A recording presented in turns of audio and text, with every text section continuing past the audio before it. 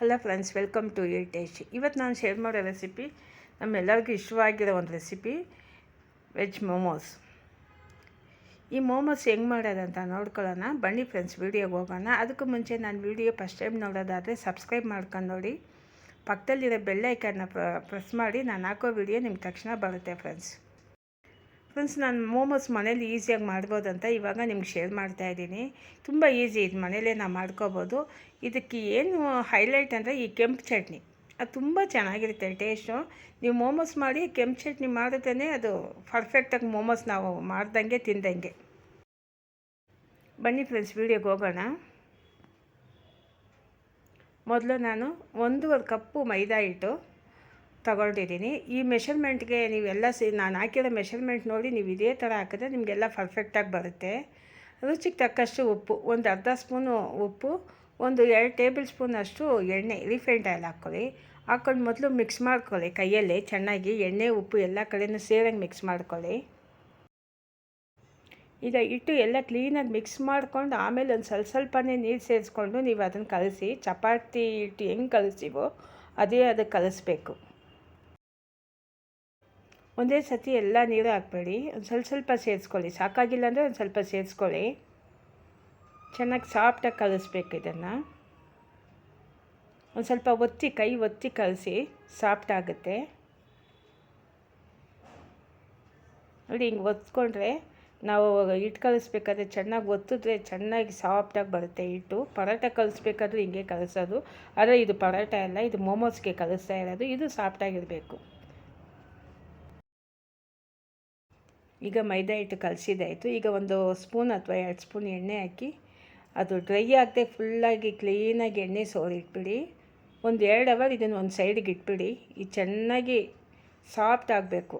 ಎಣ್ಣೆ ಹಾಕಿ ಇಟ್ಟಿರೋದ್ರಿಂದ ಸಾಫ್ಟ್ ಆಗುತ್ತೆ. 2 ಅವರ್ ನೀವು ಬಿಟ್ಟರೆ ತುಂಬ ಸಾಫ್ಟಾಗಿರುತ್ತೆ. ಇದನ್ನು ಹಂಗೆ ಬಿಟ್ಬಿಡಿ, ಒಂದು 2 ಅವರ್ ಒಂದು ಸೈಡಿಗೆ ಇಟ್ಬಿಡಿ. ನಾವು ಅಷ್ಟು ಬೇಗ ಇದಕ್ಕೆ ಸ್ಟಫಿಂಗಿಗೆ ಏನೇನು ಬೇಕಂತ ಅದನ್ನು ಮಾಡ್ಕೊಳ್ಳೋಣ, ಎಲ್ಲ ರೆಡಿ ಮಾಡಿ ಇಟ್ಕೊಳ್ಳೋಣ. ಯಾಕಂದರೆ ತುಂಬಾ ಕೆಲಸ ಇರುತ್ತೆ ಇದು. ಫಸ್ಟು ನಾನು ಒಂದು ಪಾತ್ರೆ ಇಟ್ಟು ಎಣ್ಣೆ, ಒಂದು 4 ಟೇಬಲ್ ಸ್ಪೂನ್ ಅಷ್ಟು ಎಣ್ಣೆ ಹಾಕಿ, 1 ಸ್ಪೂನ್ ಅಷ್ಟು ಶುಂಠಿ ಬೆಳ್ಳುಳ್ಳಿ ಪೇಸ್ಟು, ಒಂದು 3 ಹಸಿಮೆಣ್ಸಿನ್ಕಾಯಿ, ಒಂದು ದಪ್ಪ ಈರುಳ್ಳಿ, ನಿಮ್ಗೆ ಎಷ್ಟು ಮಸಾಲ ಅದು ಒಳಗಡೆ ಬೇಕು ಸ್ಟಫಿಂಗ್ ಅದಕ್ಕೆ ತಕ್ಕಷ್ಟು ನೀವು ಈರುಳ್ಳಿ ರೆಡಿ ಮಾಡ್ಕೋಬೋದು. ಆದರೆ ಈಗ ನಾನು 1.5 ಕಪ್ಪಷ್ಟೇ ಮೈದಾ ಹಾಕಿರೋದು, ಅದಕ್ಕೆ ಇದು ಸಾಕು. ಇದು ಶುಂಠಿ ಬೆಳ್ಳುಳ್ಳಿ ಪೇಸ್ಟ್ ಹಸಿ ವಾಸನೆ ಹೋಗೋ ತನಕ ಇದು ಫ್ರೈ ಮಾಡಿ. ತುಂಬ ಸೀದಿಸಲ್ಲಬಾರ್ದು, ಇದು ಒಂದು 50% ಅಷ್ಟೇ, ಇದು ತುಂಬ ಎಲ್ಲ ನಾವು ಫ್ರೈ ಮಾಡಲ್ಲ. ಹಸಿ ವಾಸನೆ ಹೋಗಬೇಕು, ಬೆಳ್ಳುಳ್ಳಿ, ಶುಂಠಿ ಮತ್ತು ಹಸಿಮೆಣಸಿನ್ಕಾಯಿ. ಆದಷ್ಟು ಲೋ ಮೀಡಿಯಮ್ ಫ್ಲೇಮ್ ಇಟ್ಟು ಇದನ್ನು ನೀವು ಫ್ರೈ ಮಾಡ್ಕೊಳ್ಳಿ.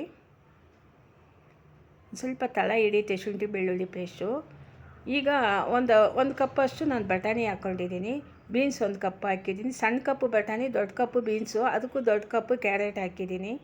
ಈಗ ಇದೆಲ್ಲ ಸೇರಿಸ್ಕೊಂಡು ನೀವು ಉಪ್ಪು ಸೇರಿಸ್ಕೊಂಡ್ರೆ ನೀರು ಬಿಡುತ್ತೆ, ಆವಾಗ ತಳ ಹಿಡಿಯಲ್ಲ ನಿಮಗೆ. ಇದೊಂದು 3-4 ನಿಮಿಷ ಫ್ರೈ ಮಾಡಿದ್ರೆ ಸಾಕು. ಲೋ ಮೀಡಿಯಮ್ ಫ್ಲೇಮ್ ಇಟ್ಟು ಒಂದು 3-4 ನಿಮಿಷ ಫ್ರೈ ಮಾಡಿದ್ರೆ ಸಾಕು. ಈರುಳ್ಳಿನೂ ಅಷ್ಟೇ, ಜಾಸ್ತಿ ಫ್ರೈ ಮಾಡೋಂಗೇನಿಲ್ಲ ಇದು, ಯಾಕಂದರೆ ನಾವು ಸ್ಟಫಿಂಗ್ ಮಾಡಿ ಮತ್ತೆ ಬೇಯಿಸ್ತೀವಿ ಅದರಿಂದ.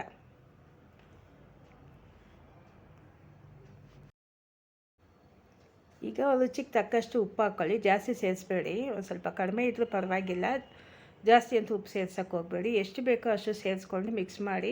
ತಕ್ಷಣ ನೀರು ಬಿಡುತ್ತೆ, ಈಗ ಸಾಫ್ಟ್ ಆಗುತ್ತೆ. 1 ನಿಮಿಷ ಬಿಟ್ಟು ನೀವು ಇದನ್ನು ಸ್ಟವ್ ಆಫ್ ಮಾಡಿಬಿಡಿ ಸಾಕು, ಉಪ್ಪು ಹಾಕಿದ ತಕ್ಷಣ. ಯಾಕಂದರೆ ನಾವು ಫಸ್ಟೇ ಆಲ್ರೆಡಿ ಒಂದು ಸ್ವಲ್ಪ ಹೊತ್ತು ನಾವು ಫ್ರೈ ಮಾಡಿದ್ದೀವಿ. ಈಗ ಉಪ್ಪು ಹಾಕಿದ ತಕ್ಷಣ 1 ನಿಮಿಷ 2 ನಿಮಿಷ, ಜಾಸ್ತಿ ಏನು ಬೇಕಿಲ್ಲ ಇದಕ್ಕೆ.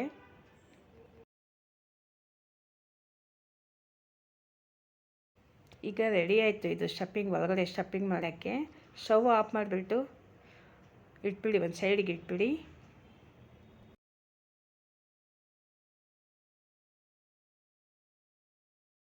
ಈಗ ಕೆಂಪು ಚಟ್ನಿ ಮಾಡೋಕ್ಕೆ ನಾನು ಫಸ್ಟು ಒಂದು ಅರ್ಧ ಲೀಟ್ರಷ್ಟು ನೀರು ಬಿಟ್ಟು ಒಂದು ಪಾತ್ರೆಗೆ ಸ್ಟೌವಲ್ಲಿ ಇಟ್ಟಿದ್ದೀನಿ.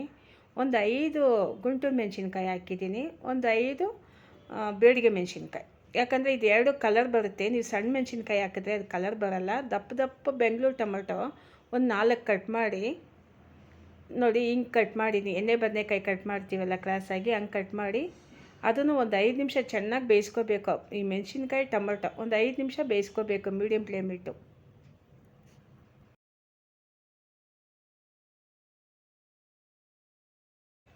ಮೆಣಸಿನ್ಕಾಯಿ ಮತ್ತು ಟೊಮೊಟೊ ಇದು ಎರಡು ಹಸಿ ವಾಸನೆ ಬರದೇ ಇರೋಂಗೆ ಬೇಯಿಸ್ಕೋಬೇಕು.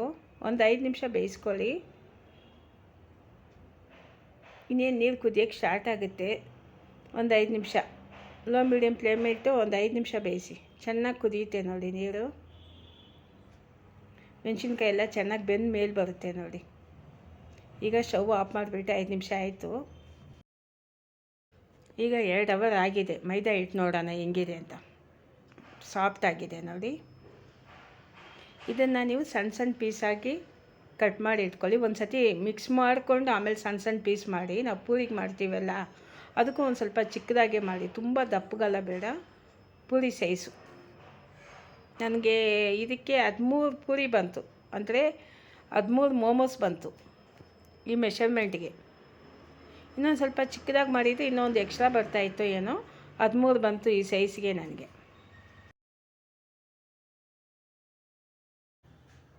ಈಗ ಪೂರಿ ಮಾಡೋಂಗೆ ನೀವು ಪೂರಿ ಮಾಡ್ಕೋಬೇಕು.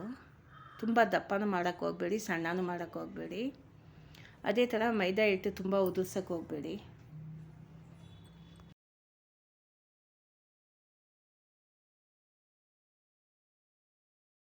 ಪೂರಿಗೆ ನಾವು ಹೆಂಗೆ ಉಜ್ತೀವೋ ಅದೇ ಥರ ಉಜ್ಕೊಂಡು ನೀವು ಸ್ಟಫಿಂಗ್ ಮಾಡ್ಕೋಬೇಕು. ತುಂಬ ಈಸಿ, ಇದೇನು ಕಷ್ಟ ಏನಿಲ್ಲ. ಆದರೆ ತುಂಬ ದಪ್ಪಗಂತೂ ಮಾಡೋಕ್ಕೆ ಹೋಗಬೇಡಿ, ತೀರಾ ಸಣ್ಣನೂ ಇರಬಾರ್ದು, ಮೀಡಿಯಮಾಗಿ ಮಾಡ್ಕೊಳ್ಳಿ. ಈಗ ಸ್ಟಫಿಂಗ್ಗೆ ನಾವು ತರಕಾರಿ ವೆಜಿಟೇಬಲ್ ಫ್ರೈ ಮಾಡಿದ್ದೀವಲ್ಲ ಅದನ್ನು ಸೇರಿಸ್ಕೊಳ್ಳಿ. ಒಂದು ಸ್ವಲ್ಪ ಧಾರಾಳವಾಗಿ ಸೇರಿಸ್ಕೊಳ್ಳಿ. ಇದನ್ನು ಫೋಲ್ಡ್ ಮಾಡಬೇಕು. ಈಗ ತುಂಬ ಈಸಿ ಇದು, ನೋಡೋಕ್ಕೆ ಕಷ್ಟ ಅನಿಸುತ್ತೆ, ಆದರೆ ಅದನ್ನು ಕ್ಲೀನಾಗಿ ನೀವು ಹಿಡ್ಕೋಬೇಕು. ಆ ಫೋಲ್ಡಿಂಗ್ನ ಕೈ ಬಿಡದೆ ಹಿಡ್ಕೊಂಡ್ರೆ ಈಸಿ ಆಗುತ್ತೆ, ಬೇಗ ಬೇಗ ಮಾಡ್ಕೋಬೋದು. ಫಸ್ಟ್ ಕಷ್ಟ ಆಗುತ್ತೆ, ಆಮೇಲೆ ಮಾಡ್ತಾ ಮಾಡ್ತಾ ನಿಮ್ಗೆ ಈಸಿ ಆಗುತ್ತೆ ನೋಡಿ. ಅಷ್ಟೇ ರೆಡಿ ಆಯಿತು. ಇನ್ನೊಂದು ಸ್ವಲ್ಪ ಇದೆ, ಫೋಲ್ಡ್ ರೆಡಿ ಆಯಿತು. ಮಾಡಿಬಿಟ್ಟು ಅದನ್ನು ಕ್ಲೀನಾಗಿ ಪ್ರೆಸ್ ಮಾಡಬೇಕು, ಆಚೆ ಬರಬಾರ್ದು ಸ್ಟಫಿಂಗು ನೋಡಿ. ರೆಡಿ ಆಯಿತು, ನೋಡೋಕ್ಕೆ ಚೆನ್ನಾಗಿದೆ. ಮೋಮೋಸ್ ರೆಡಿಯಾಗಿದೆ ನೋಡಿ. ಈಗ ಇದನ್ನು ಬೇಯಿಸೋದಷ್ಟೇ. ನೀವು ಎಲ್ಲ ಮೈದಾ ಹಿಟ್ಟನ್ನು ಹಿಂಗೆ ಮೋಮೋಸ್ ಮಾಡಿ ರೆಡಿ ಮಾಡಿ ಇಟ್ಕೊಳ್ಳಿ. ಎಲ್ಲ ಒಂದೇ ಸಮಕ್ಕೆ ಮಾಡ್ಕೊಳ್ಳಿ. ತುಂಬ ದಪ್ಪದು ತುಂಬ ಸಣ್ಣದೆಲ್ಲ ಬೇಡ, ಎಲ್ಲ ಒಂದೇ ಸಮಕ್ಕೆ ನೀವು ಮಾಡ್ಕೊಳ್ಳಿ. ನಿಮ್ಗೆ ಈಸಿ ಆಗುತ್ತೆ, ಯಾಕಂದರೆ ಬೇಯಬೇಕಾದ್ರೆ ಈಸಿಯಾಗಿರುತ್ತೆ ನೋಡಿ. ಇನ್ನೊಂದು ಮೋಮೋಸ್ ಮಾಡ್ತಾಯಿದ್ದೀನಿ, ಅದು ಅಷ್ಟೇ. ಇದು ಒಂದು ಸ್ವಲ್ಪ ಚಿಕ್ಕದಾಗಿದೆ, ಅದರಿಂದ ಅದು ಮಸಾಲ ಕಡಿಮೆ ಇಡ್ತಾಯಿದ್ದೀನಿ, ವೆಜಿಟೇಬಲ್ಲು.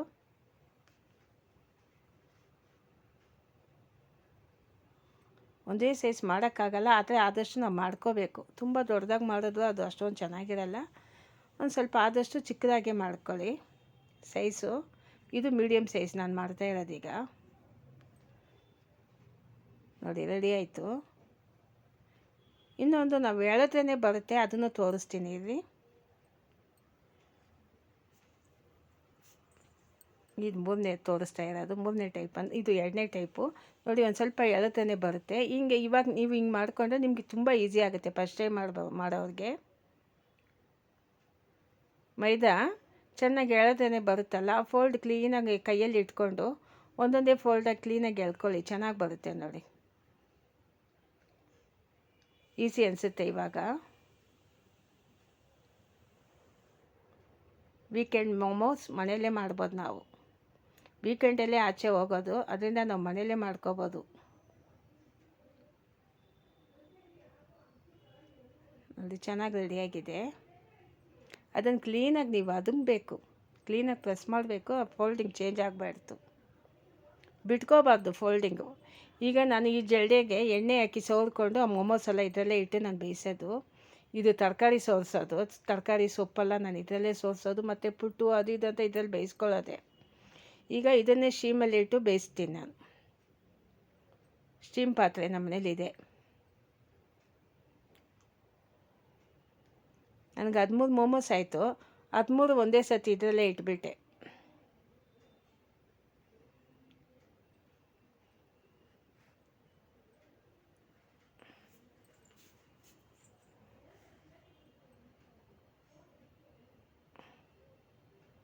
ಸ್ಟೀಮ್ಡ್ ಮೋಮೋಸ್ ರೆಡಿ ಆಗುತ್ತೆ ಇನ್ನೊಂದು 15 ನಿಮಿಷಕ್ಕೆ. 15ರಿಂದ 20 ನಿಮಿಷ ಆಗುತ್ತೆ ಇದು ಬೇಯೋಕ್ಕೆ.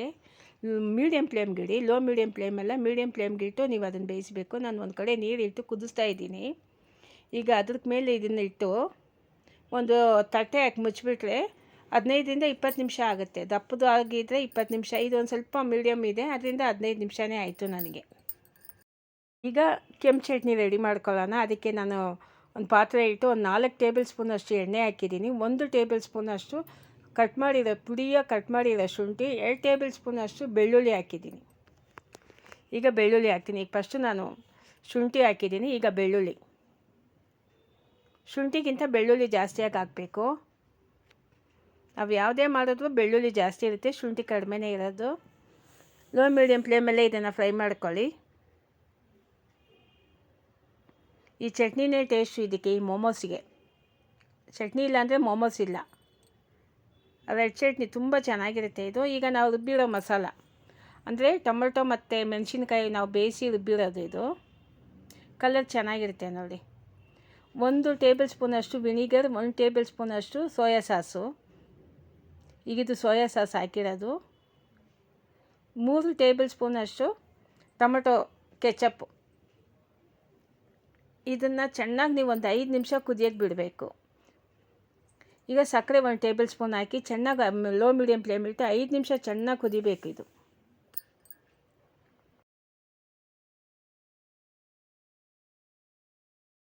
ಇದು ಕುದೀತಾ ಕಲರ್ ತುಂಬ ಚೇಂಜ್ ಆಗುತ್ತೆ. ಕಲರ್ ತುಂಬ ಚೆನ್ನಾಗಿ ಬರುತ್ತೆ. ಅಂದರೆ ಕೆಂಪು, ಅಷ್ಟು ಕೆಂಪು ಬರುತ್ತೆ. ನೋಡೋಕ್ಕೂ ಚೆನ್ನಾಗಿರುತ್ತೆ, ನಾವು ಸವಿಯೋಕ್ಕೂ ತುಂಬ ಚೆನ್ನಾಗಿರುತ್ತೆ ಟೇಸ್ಟ್ ಇದು. ಫ್ರೆಂಡ್ಸ್, ಚೆನ್ನಾಗಿ ಕುದ್ದಿದೆ. 5 ನಿಮಿಷ ಆಯಿತು. ನಾನು ಸ್ಟವ್ ಆಫ್ ಮಾಡಿಬಿಡ್ತೀನಿ. ಈಗ ಮೋಮೋಸ್ ನೋಡ್ಕೊಳ್ಳೋಣ. ಮೋಮೋಸ್ ಬೆಂದಿದೆ, ಯಾಕಂದರೆ 15 ನಿಮಿಷಕ್ಕೆ ಮೇಲೆ ಆಯಿತು. ಚೆನ್ನಾಗಿ ಬೆಂದಿದೆ ನೋಡಿ, ಕೈಯಲ್ಲಿ ಏನು ಅಂಟುತ್ತಾ ಇಲ್ಲ, ತುಂಬ ಚೆನ್ನಾಗಿ ಬೆಂದಿದೆ. ಈಗ ನಾವು ಟೇಸ್ಟ್ ಮಾಡೋಕ್ಕೆ ರೆಡಿ ಆಗಬೇಕು. ಕೆಂಪು ಚಟ್ನಿ ಮೋಮೋಸ್ ಅಂತ.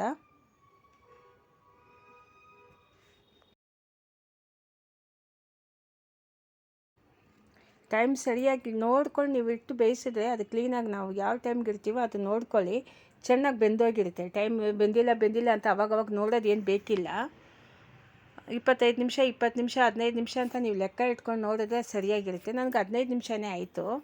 ಮೋಮೋಸ್ ರೆಡಿಯಾಗಿದೆ ಫ್ರೆಂಡ್ಸ್. ತುಂಬ ಚೆನ್ನಾಗಿ ರೆಡಿಯಾಗಿದೆ. ಟೇಸ್ಟ್ ಅಂತೂ ತುಂಬಾ ಚೆನ್ನಾಗಿ ಬಂದಿತ್ತು ಫ್ರೆಂಡ್ಸ್. ನಿಮಗೆ ಈ ವಿಡಿಯೋ ಇಷ್ಟ ಆದರೆ ಶೇರ್ ಮಾಡಿ, ಲೈಕ್ ಮಾಡಿ, ಸಬ್ಸ್ಕ್ರೈಬ್ ಮಾಡಿ ಫ್ರೆಂಡ್ಸ್.